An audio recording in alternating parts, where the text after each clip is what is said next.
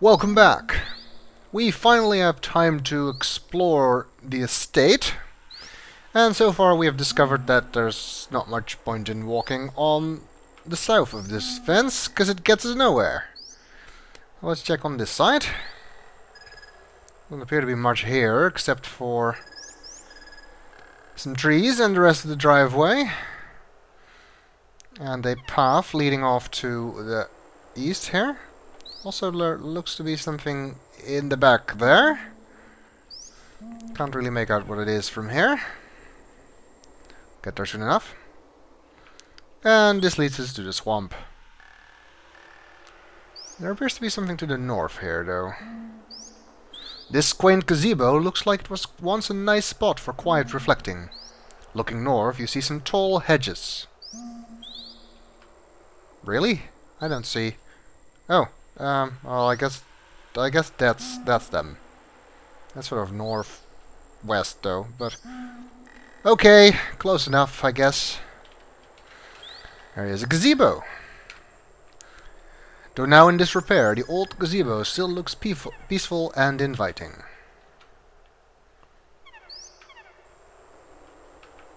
There isn't really much you can do with the gazebo.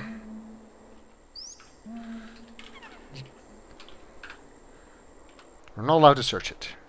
Investigate gazebo.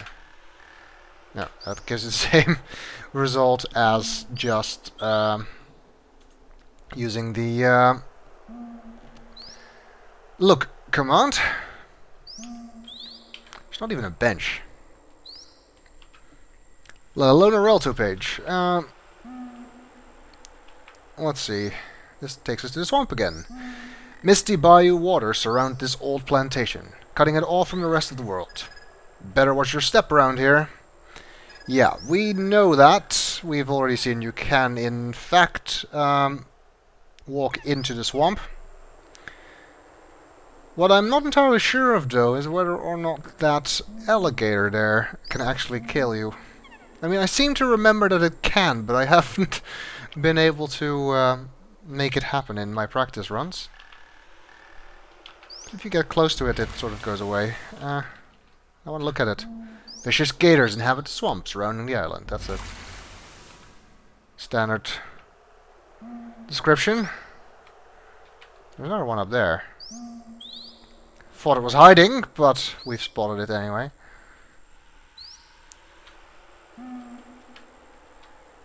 Ooh. It's getting closer to the shore. We did at any point decide to actually get on the shore? Or am I just gonna waste half a video standing here hoping I get killed by something? And by the way, if I'm gonna get killed by something, let's save.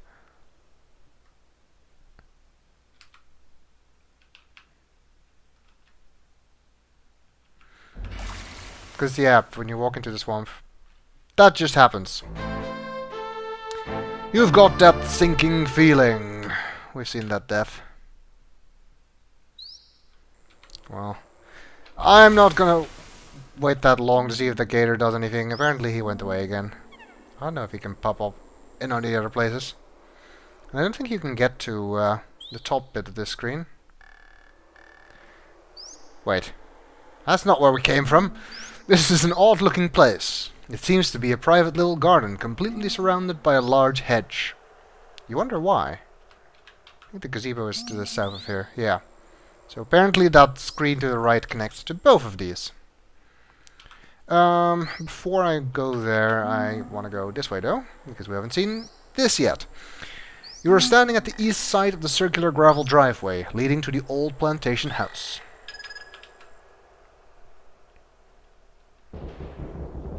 That storm doesn't seem very far away, considering the delay between the lightning and the thunder. And there is a well here, which is actually what we saw in the background earlier. There's an old, deep well just off the driveway. Anything in it? You look into the well, but as it's deep and dark, you can't see much. Apparently not. What? Are you crazy? No, I just wanted to see if that could cause a death. jump in well.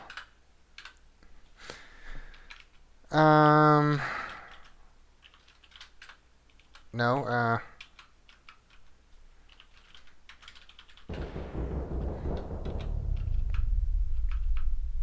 what am I supposed to do here? I know you can do that, but I've forgotten how to say it.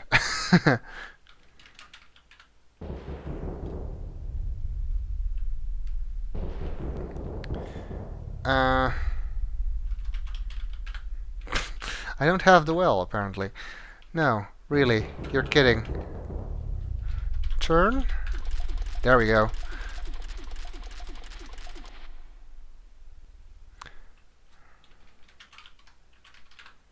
The leaky oaken bucket barely holds water. The bucket belongs to the well.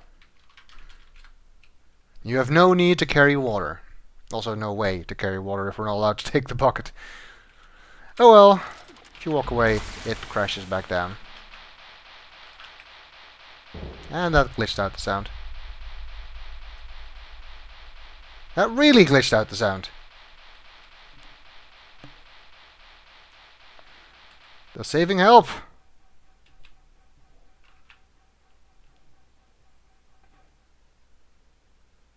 Not sure if this is... I mean, it stopped. Not sure if it's...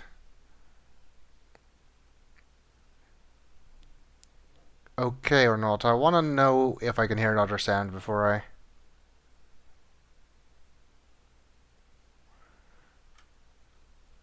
Of course, now there's no thunder. Let's just... okay, sound's working again.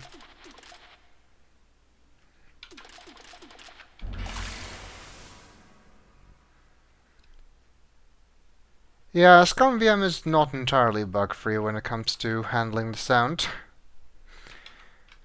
Okay, let's check out the hedge maze then. Or, well, it's not really a maze. Hedge garden. The hedge seems to enclose a small garden area. There's also a house in the distance. Can we see that from here? You see a little shack in the distance to the north. Let's check out the garden first, though. This hedge garden is very strange. In the center you see a small fountain, while a nearby statue overlooks it. Perhaps, at one time, this was someone's place of quiet contemplation. It looks kind of dilapidated now, though. Fountain isn't really working. The fountain sits forlornly in the center of the garden. Also a statue. A statue of a dancing nymph overlooks the fountain. A nymph? If you remember the note we found in the suit of armor, it's said to use the valve handle at Sarah's favorite water nymph. Well, I don't know if this was her favorite water nymph. This is the only water nymph we've seen so far. So, that might be the case. There seems to be something at the base of the statue as well. Is that a hole, maybe? A statue of a dancing nymph overlooks the fountain. What's this? You notice a small square shaft protruding from the base of the statue. Maybe we can use the valve on that shaft. Put valve on shaft? There we go. The metal valve handle is now attached to the valve stem at the base of the statue. Oh, I guess we need to turn it. Upon turning the valve handle, you hear a click, and the fountain comes to life. Okay. The fountain sits forlornly in the center of the garden, so, okay, this description did not change.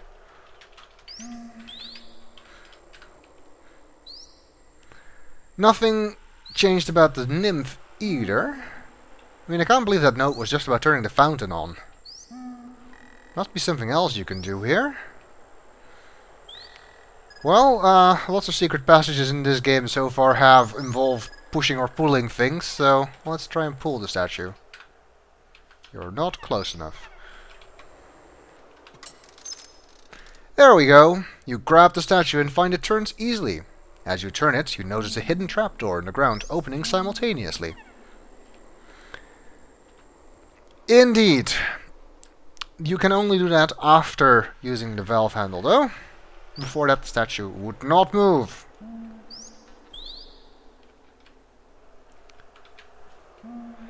And it seems we've gotten a trapdoor. Well, let's go and figure out what's beneath this trapdoor. Surely it couldn't be death. It's too dark! You can't see! What the hell's in the ground here, by the way? Dinosaurs or something.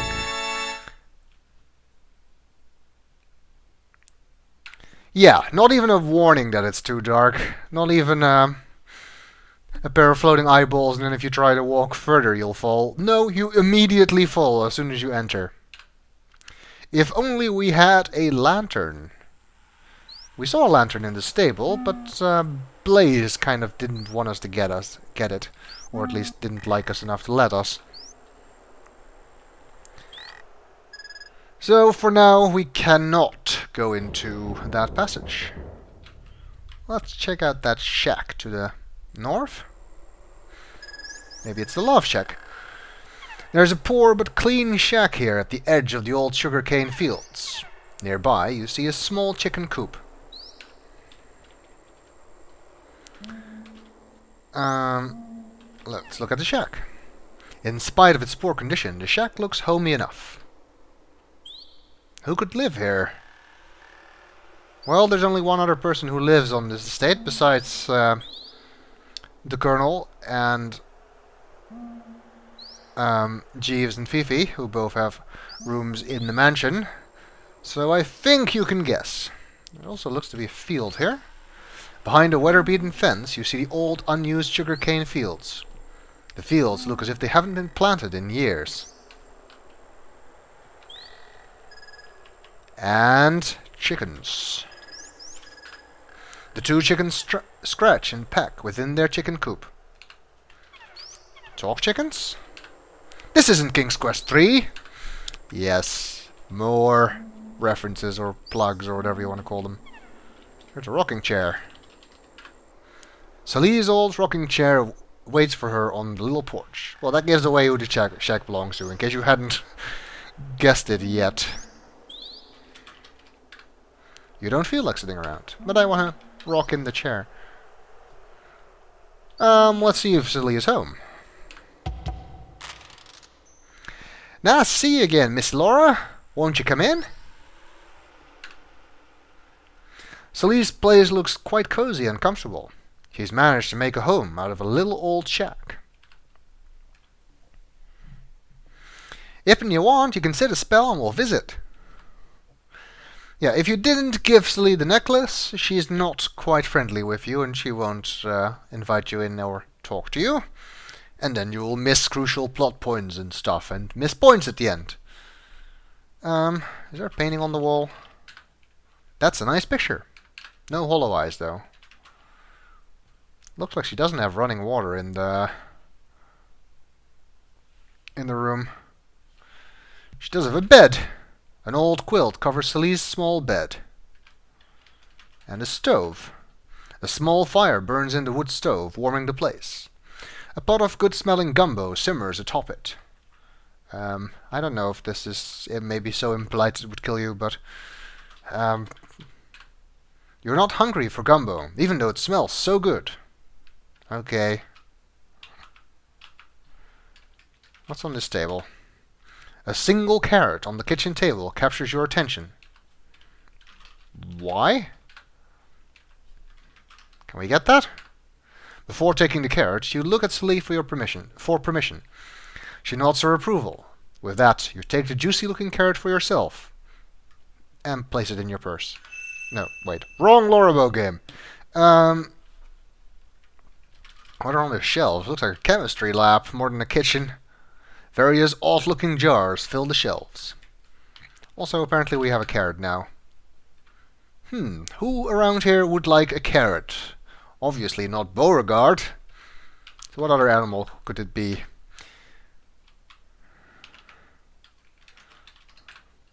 Celie has changed her hostile attitude. She actually appears very friendly and nice. And all that because we found a necklace. Let's do what she asked us to do and sit down.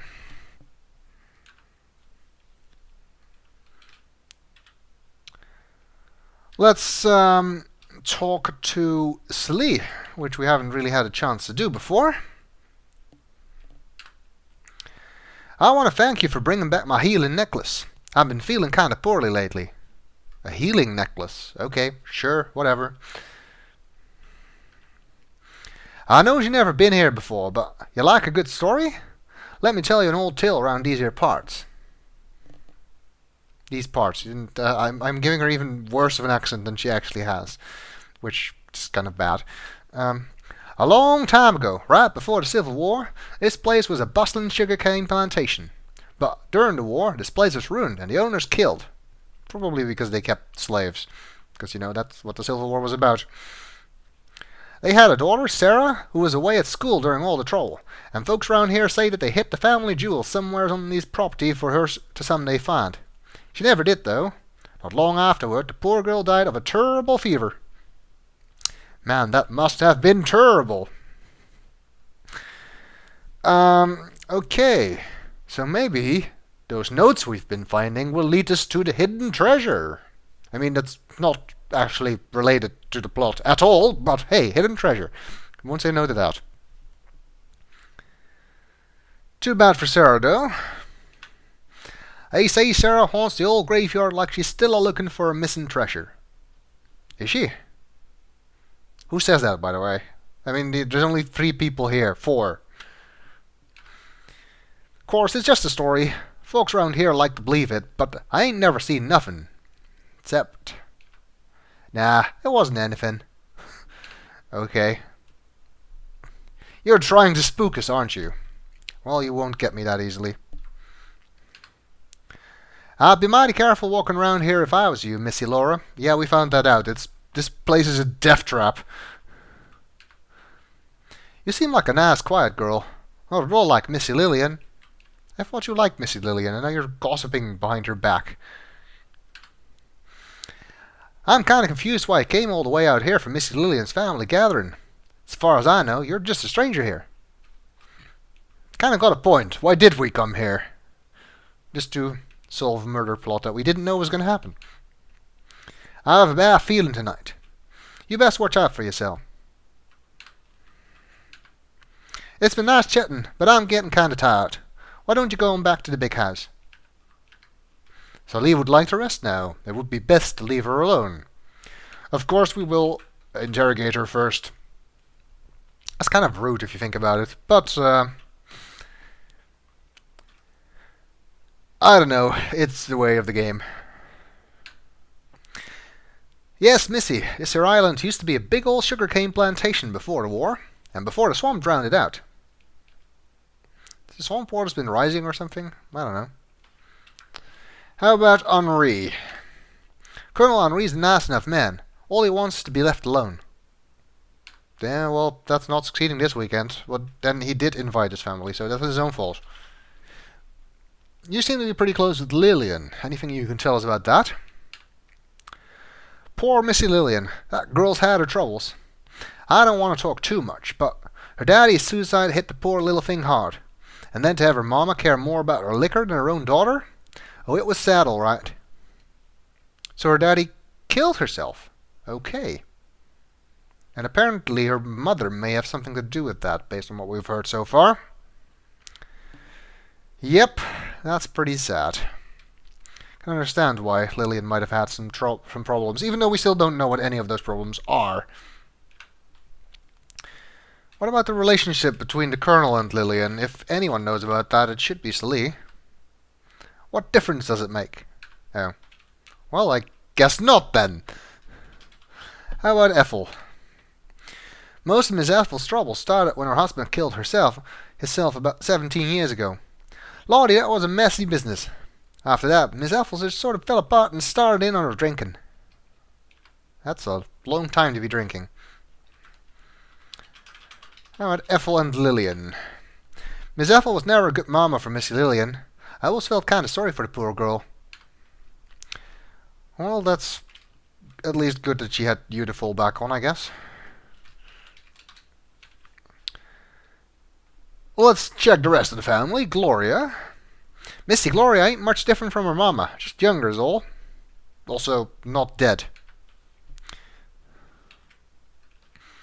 I guess that means that Gertie, strange as it is to think about that, was quite a looker in her younger years. How about Rudy? I see nothing but trouble with him. He fritters away his life in his drinking establishments. Takes up with all kind of women, and spends all his money at the gambling tables. While I hear he's up to his ears in gambling debts. Well, we've heard some hints of that before. He doesn't seem to be the only one with gambling problems on this plantation. Not sure if that's anything to do with the killing or anything. It might well have. Well, let's ask about the combination of brother and sister. If I was Colonel Henri, I'd watch those two real careful like. Yeah, I kind of agree with that. How about Clarence? I think he's took lots of Colonel Henri's money over the years. I don't know why I think that. I just do. Okay. Well, I would call it a baseless accusation, except we know it's true. At least once he's done that, together with Wilbur. What about the two lovebirds, Gloria and Clarence? Well, ex-lovebirds, I guess. He's crazy in love with her, but I think she's just using him. Not that I care. Okay. You care enough to gossip about it. How about Wilbur? I don't trust that doctor around Colonel Henri. I don't know much about him, but he don't seem right in the head to me.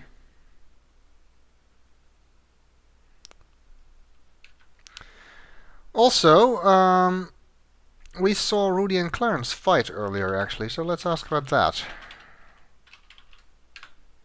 As far as I know, they don't like each other much. Yeah, they don't. They were definitely arguing, so. But Wilbur and Clarence, they were in cahoots to get some of the Colonel's money. Wouldn't surprise me a bit to see them in cahoots together. Okay, I swear to God I did not intentionally use the word cahoots just before she did. That's total coincidence. Don't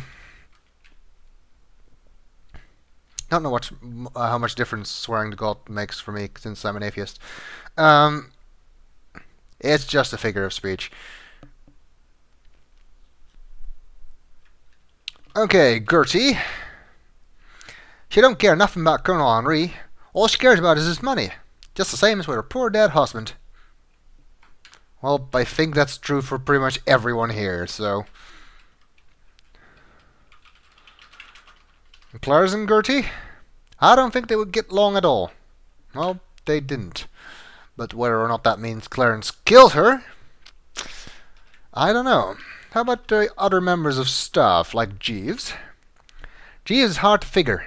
I think him and Fifi could be up to something, since I've seen them winking and blowing kisses at each other. That's not the first time we've heard that. Fifi's a real conniver, all right. She knows what she wants, and she'll use any means to get it. And I mean any means. Yes, we saw that when we spied on her and the Colonel. Speaking of which, I think it's pretty plain what's going on there. I think you're right. How about Rudy and Fifi? He's always chasing the women. That he is.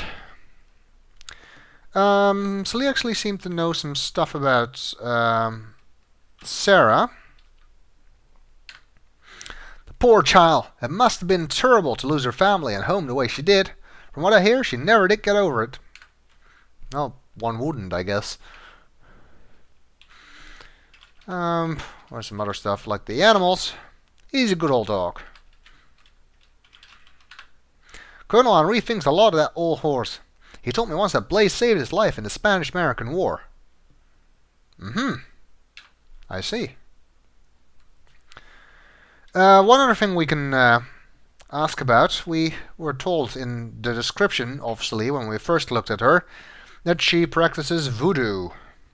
So, what can you tell me about voodoo? And New Orleans. No, wait, wrong game. Ain't nothing wrong with voodoo, if you use it for good anyways. A lot more bad would happen around here if it wasn't for me and my spells. Yeah, and I've got a rock that repels tigers. Okay, I think that just about does it for talking to Celie. We'll continue in the next video.